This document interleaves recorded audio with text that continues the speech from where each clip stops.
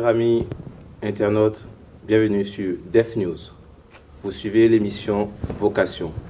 Vocation, ce sont des hommes et des femmes d'influence de l'aspect panafricain et qui ont des choses à proposer afin de susciter aussi d'autres vocations. Et pour cette première, j'ai l'opportunité et l'occasion de recevoir sur le plateau de Vocation un homme qui est porté par une vocation, celle de pouvoir promouvoir l'assurance maladie obligatoire. Il s'appelle Donatien Robé. Donatien Robé, bonjour. Bonjour, cher ami.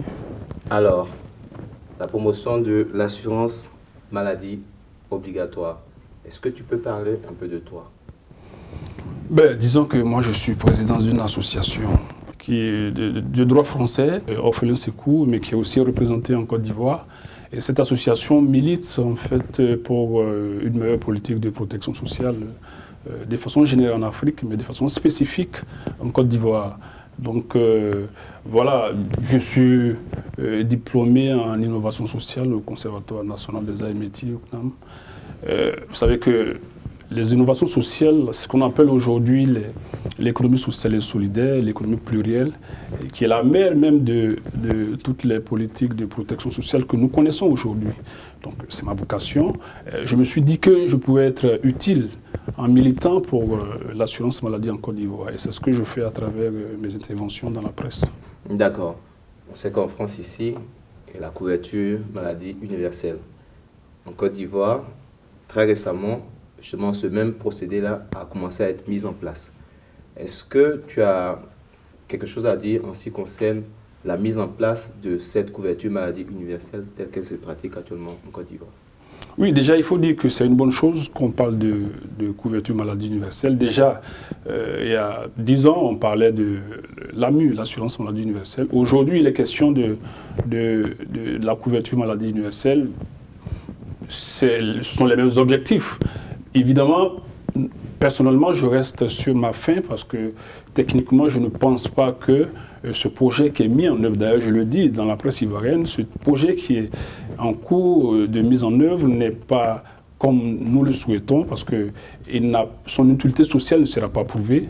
Et ce projet, la CMU, pour nous, ne va pas couvrir l'ensemble de la population. Il est d'ailleurs finalement inégalitaire par rapport à la maladie pour tous les Ivoiriens. D'accord. Si pour vous, les Ivoiriens ne sont pas logés à la même enseigne en ce qui concerne la maladie et même la couverture universelle, est-ce que pour vous, quel est le projet que vous voulez décliner à travers justement la vocation que vous portez depuis, si je ne m'abuse, un bon moment, parce que votre association s'appelle Orphelins Secours? Disons que, comme je l'ai dit, nous militons pour l'assurance maladie en Côte d'Ivoire. Vous savez qu'une politique de financement de la santé doit pouvoir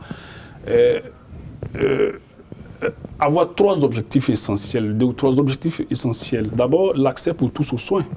Même si on n'a pas un accès pour tous aux soins, il faut qu'on ait un accès pour la majorité de la population. Et donc, est-ce que ce projet qui est mis en œuvre en Côte d'Ivoire peut permettre d'atteindre cet objectif? Ça, c'est la première préoccupation. Et puis, la deuxième préoccupation, c'est la pérennité de cet accès aux soins. Il ne suffit pas de mettre en place un projet comme ça. Il faut déjà s'assurer que ce projet-là peut être pérenne. Mais il peut être pérenne à travers son financement. Et puis, c'est normal, si le projet est pérenne, si on a un accès pour tous aux soins, évidemment, il faut avoir le souci de faire en sorte que l'accès aux soins soit pérenne. Donc, il faut pouvoir, quand on a un projet de ce genre, il faut pouvoir se poser les bonnes questions, à savoir, est-ce que ce projet-là peut permettre d'atteindre ces 3 objectifs? Pour moi, la CMU qui est en cours en Côte d'Ivoire ne peut pas permettre d'atteindre ces 3 objectifs parce que déjà, le financement, il est insuffisant. Le financement est beaucoup plus politique. Parce que le financement de la CMU, 1000 francs par personne, c'est générique. On pense que 1000 francs tout de suite, ça va retenir l'attention des populations. Mais quand on regarde bien, on se rend compte que 1000 francs par personne, c'est-à-dire qu'une famille dont le père travaille, mais son épouse ne travaille pas. Cette famille a 3 enfants. Cette famille, chaque fin de mois, doit payer des enfants de plus de 5 ans. Cette famille va payer 5 000 francs par mois. Or, le père de famille, on va dire, il travaille quelque part où il a peut-être 100 000 francs CFA. À côté de cette famille, vous prenez une autre famille de cadres. Monsieur travaille, il a 500 000 francs. Madame travaille, elle a 300 000 francs. Les enfants n'ont pas 5 ans. Combien ils payent? 2 000 francs par mois. C'est injuste.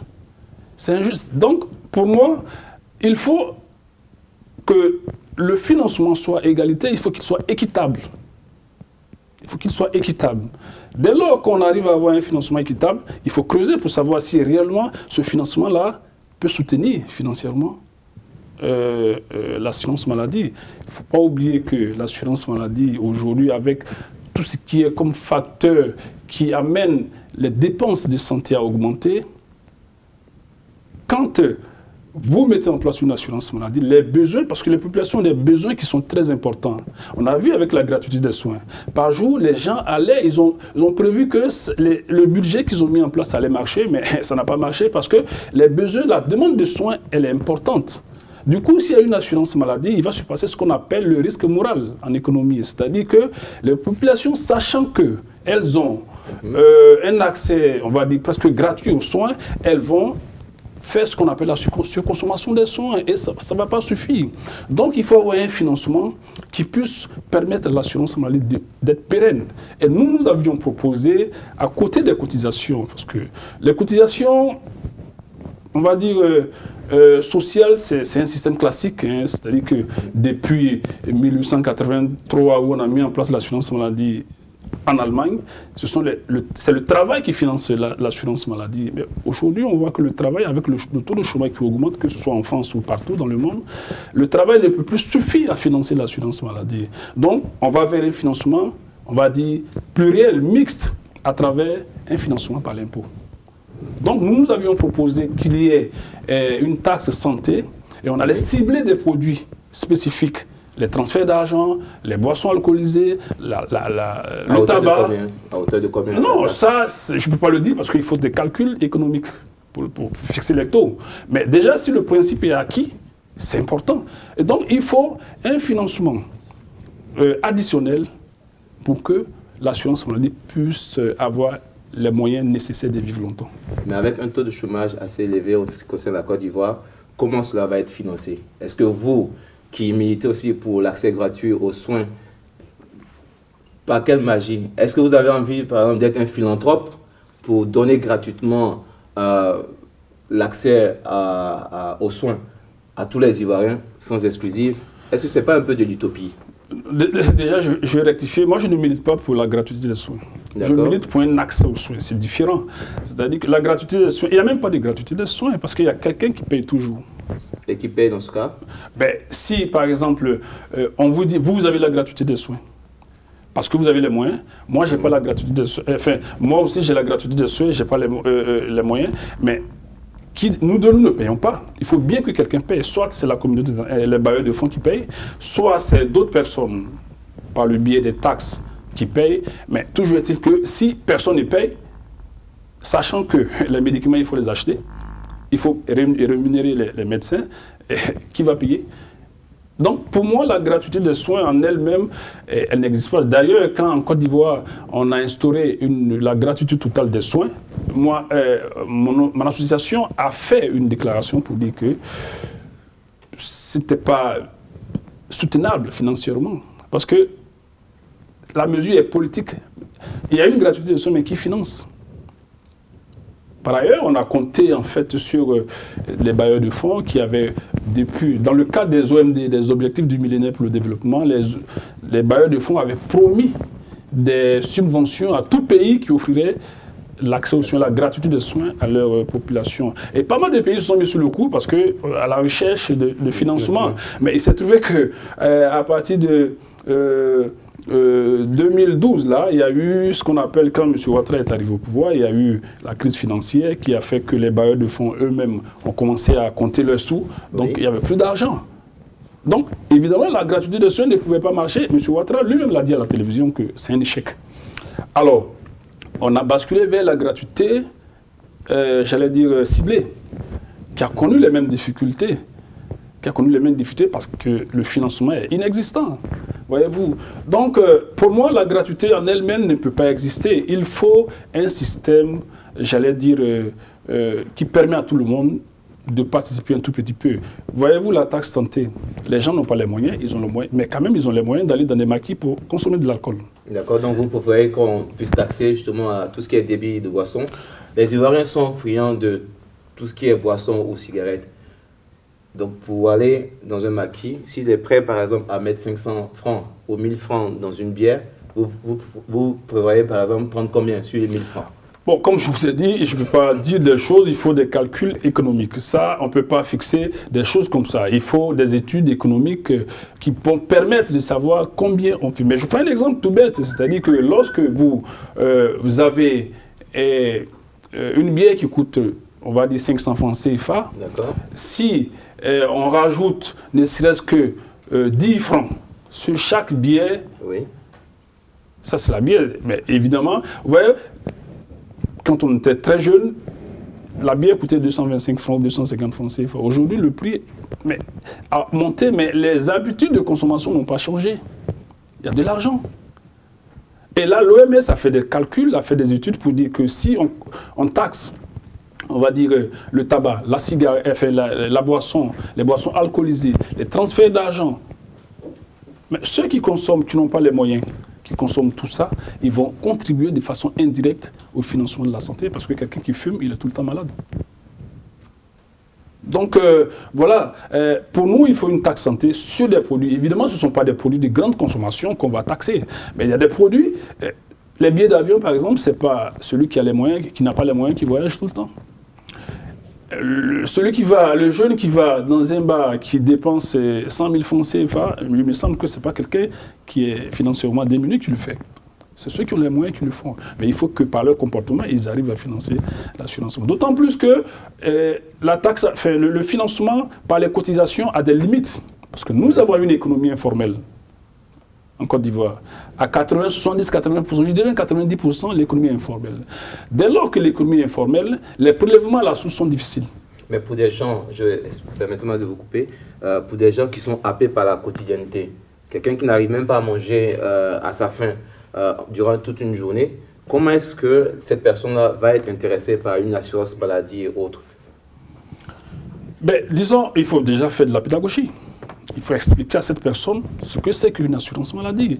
Parce qu'effectivement, ce que vous dites, il y a des gens qui pensent que, voilà, elles vont payer leurs dépenses, faire leur accès aux soins voilà.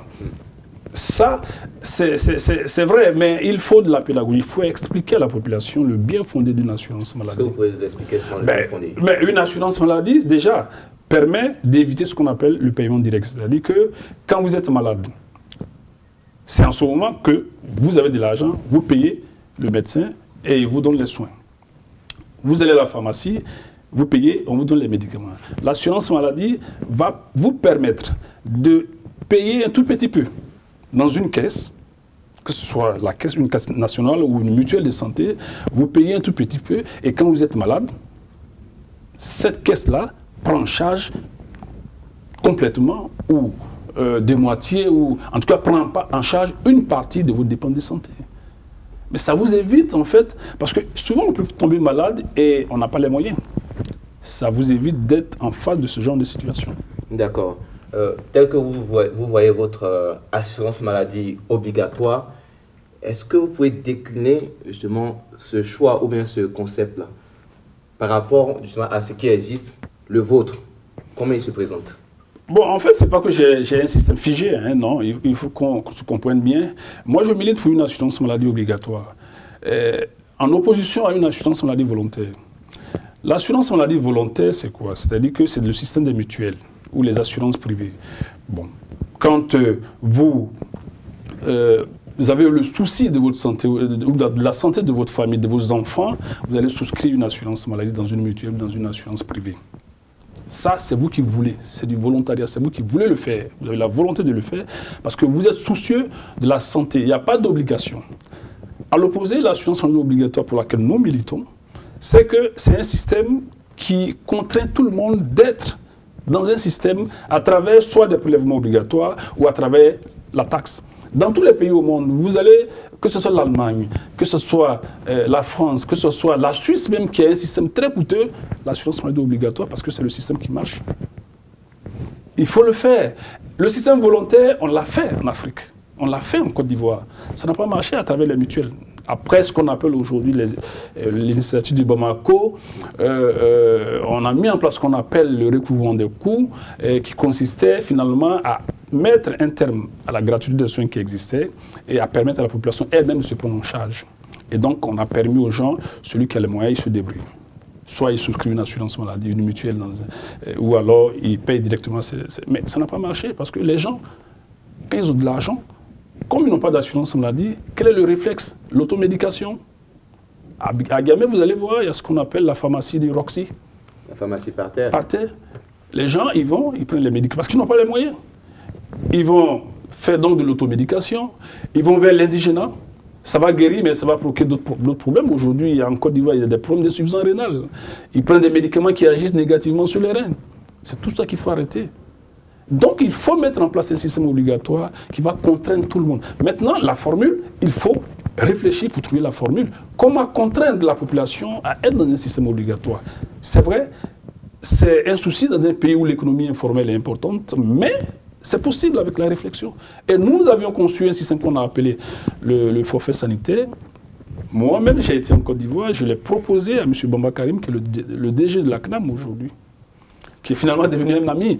Mais j'ai soutenu mon projet avec le financement, avec une responsabilisation de l'assuré. Parce que quand il n'y a pas de responsabilisation de l'assuré, on a ce qu'on appelle les aléas moraux ou le risque moral.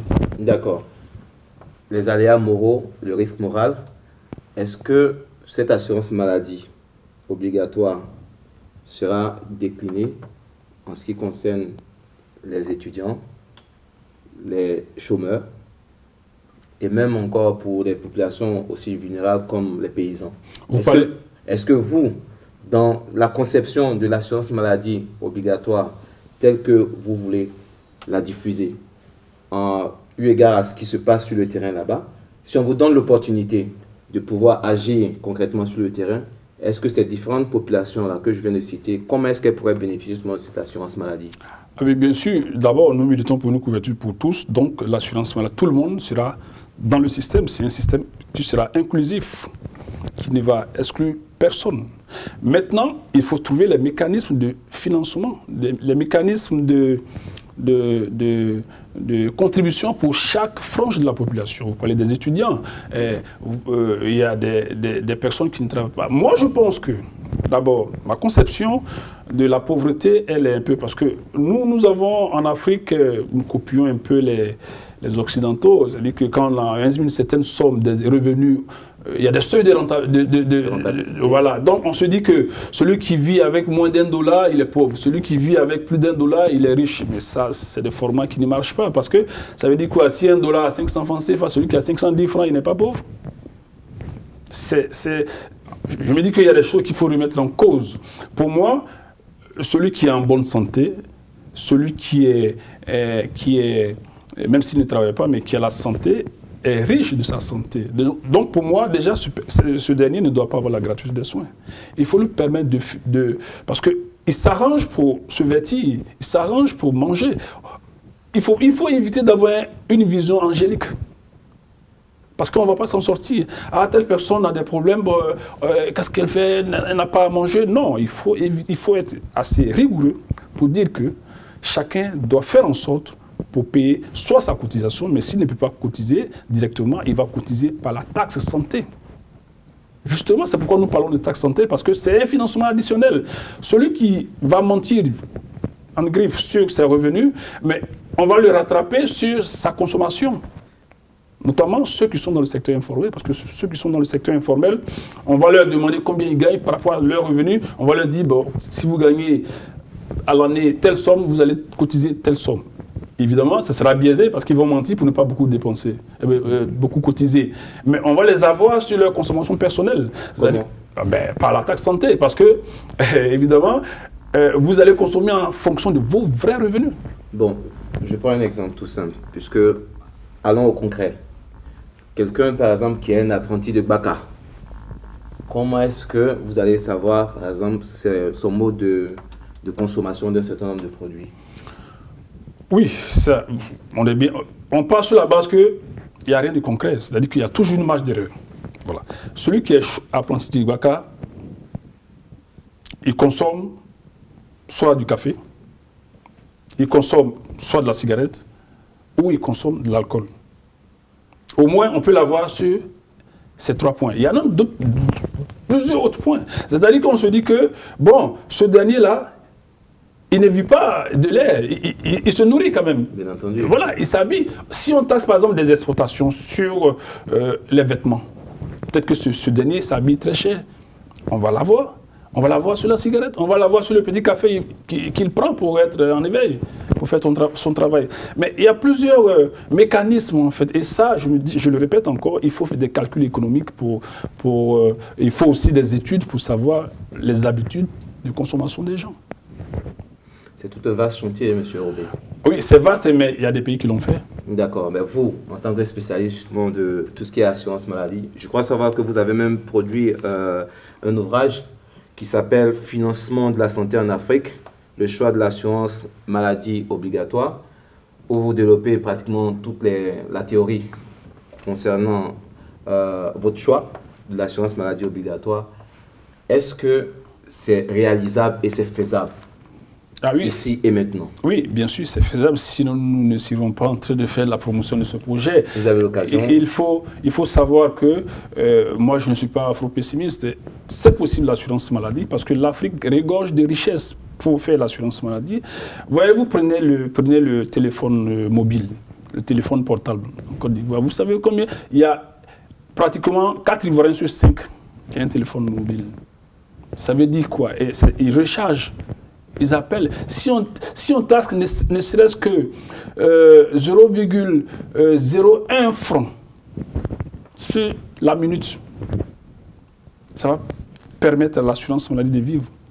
Parce qu'il y a des gens, je vous assure qu'il y a des gens qui ne consomment, qui ne calculent même pas combien ils dépensent dans le téléphone portable.